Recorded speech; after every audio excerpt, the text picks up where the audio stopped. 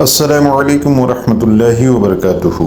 پیارے دوستو، جیسا کہ آپ سبھی کو معلوم ہے کہ اس وقت ہندوستان کے بہت سے علاقوں میں پانی بھر گیا ہے، جگہ جگہ پر باڑھ آ رہی ہے، جس سے لوگوں کے جان و مال کا بھی کافی نقصان ہو رہا ہے۔ کچھ جگہوں پر تو اس پانی کی وجہ سے اتنے زیادہ حالت خراب ہو گئے ہیں جن کو دیکھ کر لوگوں کی آنکھوں میں آنسو آ رہے ہیں۔ ان بگڑتے حالات میں لوگ کشتیوں کے ذریعے سے ایک جگہ سے دوسری جگہ پر جانے کے لیے مجبور ہو گئے۔ آج کی اس ویڈیو میں ہم آپ کو بتانے والے ہیں کہ جب پانی کا سیلاب اجمیر شریف میں پہنچا اور جب اس سیلاب میں ایک بچہ ڈوبنے لگا تو اس وقت حضرت خواجہ غریب نواز کا ایسا کیا کرشمہ دکھا، لوگوں کی آنکھوں میں آنسو آ گئے اور وہیں پر ہزاروں لوگوں نے اسلام قبول کر لیا۔ یہ جان کر یقیناً آپ بھی حیران رہ جاؤ گے۔ اس لیے آج کا یہ ویڈیو بہت ہی زیادہ خاص ہے، آپ اس کو آخر تک ضرور دیکھیں۔ اور سب سے پہلے اگر آپ کو حضرت خواجہ غریب نواز سے سچی محبت ہے تو آپ اس ویڈیو کو دل سے ایک لائک ضرور کر دیں اور اسے شیئر بھی کر دیں تاکہ یہ ویڈیو اور بھی لوگوں کے پاس میں پہنچ جائے۔ تو چلیے دوستو شروع کرتے ہیں۔ دوستو، سب سے پہلے تو ہم آپ کو بتا دیں کہ حضرت خواجہ غریب نواز کو کعبہ شریف کی حاضری کے موقع پر اللہ کے پیارے نبی حضرت محمد مصطفیٰ صلی اللہ تعالی علیہ وسلم کی طرف سے یہ بشارت ملی تھی۔ آپ صلی اللہ علیہ وسلم نے فرمایا تھا، اے معین الدین، تو ہمارے دین کا معین ہے، میں تجھے ہندوستان کی ولایت عطا کرتا ہوں، جا اجمیر شریف جا، وہاں پر تیری وجہ سے بے دینی دور ہوگی۔ اللہ کے پیارے نبی کا حکم پا کر حضرت خواجہ غریب نواز اجمیر شریف کی اور روانہ ہو گئے اور اس طرح سے آپ اجمیر شریف میں تشریف لے آئے۔ دوستو، یہ اس وقت کی بات ہے جب اجمیر شریف میں پرتھوی راج چوہان کا راج تھا۔ اس وقت اجمیر میں ایک بہت بڑا اور عالیشان مندر ہوا کرتا تھا۔ وہ مندر صرف راجہ مہاراجہ اور رانیوں کی پوجا پاٹ کے لیے خاص بنایا گیا تھا۔ اس مندر کے پاس میں ایک تالاب تھا جس کا نام انا ساگر تھا۔ ہندو لوگ اس کے پانی کو بہت ہی زیادہ شبھ اور پوتر مانتے تھے۔ ان کا یہ ماننا تھا کہ جو بھی کوئی اس تالاب کے پانی میں ایک بار نہا لیتا ہے اس کے پچھلے سارے پاپ یعنی کہ سارے گناہ مٹ جاتے ہیں۔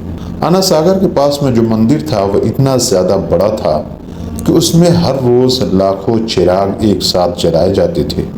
اس مندر میں ہزاروں نوکر تھے جن کا کام مندر میں آنے والے لوگوں کی رہنمائی کرنا تھا، یعنی کہ وہ لوگوں کو بتایا کرتے تھے کہ کون سا دیوتا بیٹا عطا کرتا ہے اور کون سے دیوتا کو پوجنے سے دھن دولت پراپت ہوتی ہے اور کون سا دیوتا صحت اور تندرستی عطا کرتا ہے۔ اسی دوران ایک دن حضرت خواجہ غریب نواز رحمۃ اللہ کو اس عورت کے پاس جائے اور جا کر اس سے پوچھے کہ وہ کیوں رو رہی ہے۔ حکم پا کر وہ نوکر اس عورت کے پاس گیا اور پوچھنے لگا، اے مائی، آپ کیوں رو رہی ہیں؟ آپ کے رونے کی وجہ کیا ہے؟ اس پر اس بوڑھی عورت نے اسے بتانے سے انکار کر دیا۔ اس کے بعد حضرت خواجہ غریب نواز خود اس عورت کے پاس تشریف لے گئے اور آپ نے اس بوڑھی عورت سے دریافت کیا، اے مائی، آپ کیوں رو رہی ہیں؟ حضرت خواجہ غریب نواز کی نورانی چہرے کو دیکھ کر اس بوڑھی عورت نے بتانا شروع کر دیا۔ وہ کہنے لگی، بابا، مجھے نہ ہی کسی نے مارا ہے اور نہ ہی مجھے کسی نے ستایا ہے، لیکن بات یہ ہے کہ میں جب بھی یہاں پر آتی ہوں تو مجھے میرا اکلوتا بیٹا یاد آ جاتا ہے۔ اس کے بعد اس بوڑھی عورت نے بتایا کہ میں جوانی میں ہی بیوہ ہو گئی اور میرا اکلوتا بیٹا بچپن میں ہی یتیم ہو گیا، لیکن میں نے اپنے بیٹے کو بڑے ہی لاڈ و پیار سے پالا تھا۔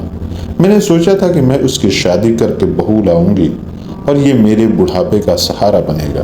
پھر ایک دن میں اپنے بیٹے کے ساتھ اس تالاب میں نہانے کے لیے آئی اور میرا بیٹا نہا رہا تھا کہ تبھی دریا میں ایک زوردار سیلاب آیا اور دیکھتے ہی دیکھتے میری آنکھوں کے سامنے ہی میرا اکلوتا بیٹا پانی میں ڈوب گیا اور پھر اس کا کہیں پر بھی کوئی پتہ نہیں چل سکا۔ اس طرح وہ میرا اکلوتا بیٹا مر گیا۔ اس لیے اب جب بھی میں یہاں پر آتی ہوں تو مجھے وہ منظر یاد آ جاتا ہے اور پھر میں اپنے بیٹے کی یاد میں رونے لگ جاتی ہوں۔ یہ سن کر حضرت خواجہ غریب نواز نے فرمایا، اے مائی، آپ کے بیٹے کو ڈوبے ہوئے کتنے دن ہو گئے ہیں؟ وہ بوڑھی عورت کہنے لگی، 12 سال ہو گئے ہیں۔ اس کے بعد حضرت خواجہ غریب نواز نے فرمایا، اے مائی، رو مت، اب تو میرے اللہ کی قدرت کا کرشمہ دیکھ۔ ابھی تھوڑی دیر میں تیرا ڈوبا ہوا بیٹا واپس آ جائے گا۔ دوستو اس کے بعد حضرت خواجہ غریب نواز نے وہیں پر مصلی بچھایا اور 2 رکعت نماز ادا کی اور پھر ہاتھ اٹھا کر اللہ سے دعا کرنے لگے۔ آپ کہنے لگے اے میرے پروردگار، اس مائی کے بیٹے کو واپس کر دے۔ اس پر اللہ تعالیٰ کی طرف سے ارشاد ہوا اے معین الدین، اے میرے بندے، اس کا جو بیٹا ڈوبا تھا اسے تو مچھلیاں کھا گئیں اور پھر ان مچھلیوں کو انسان کھا گیا، انسان کھا کر اس کو ہضم بھی کر گیا، پھر جب انسان نے فضیلت کیا تو اسے کیڑے کھا گئے، پھر کیڑوں کو یہ زمین ہضم کر گئی۔ یہ سن کر حضرت خواجہ غریب نواز نے عرض کیا مولا تیرے لیے کیا مشکل ہے؟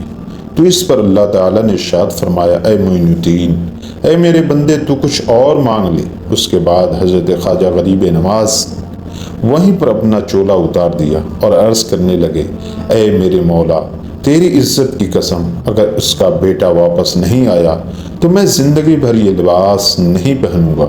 بس اتنا کہنا تھا کہ اتنے میں ہی اللہ تعالیٰ کی طرف سے ارشاد ہوا اے معین الدین، اے میرے بندے، اب تو میری قدرت کا کرشمہ دیکھ۔ اس کے بعد پلک جھپکتے ہی بوڑھی عورت کا وہ بیٹا اسی طرح سے دریا کے کنارے پر آ گیا جس طرح سے وہ 12 سال پہلے دریا کے کنارے پر کھڑا تھا۔ اللہ کی قدرت کا یہ کرشمہ دیکھ کر وہ بوڑھی عورت دنگ رہ گئی۔ پھر حضرت خواجہ غریب نواز نے فرمایا مائی، تجھے تیرا بیٹا مل گیا ہے، اب تو خوشی سے اپنے گھر پر لے جا۔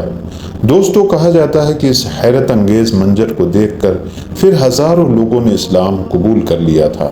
ہندو دھرم کی خود اپنی تاریخی کتابوں میں لکھا ہے کہ اس شام 32,000 لوگوں نے ایک ساتھ میں کلمہ پڑھا تھا۔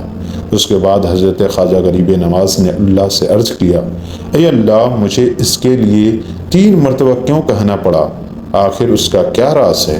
اس پر اللہ تعالیٰ نے ارشاد فرمایا اے معین الدین، اس کے بیٹے کو مچھلی کھا گئی، مچھلی کو انسان کھا کر فضیلت کر دیا، جس کو پھر کیڑوں نے کھا لیا، کیڑوں کو بھی مٹی کھا گئی۔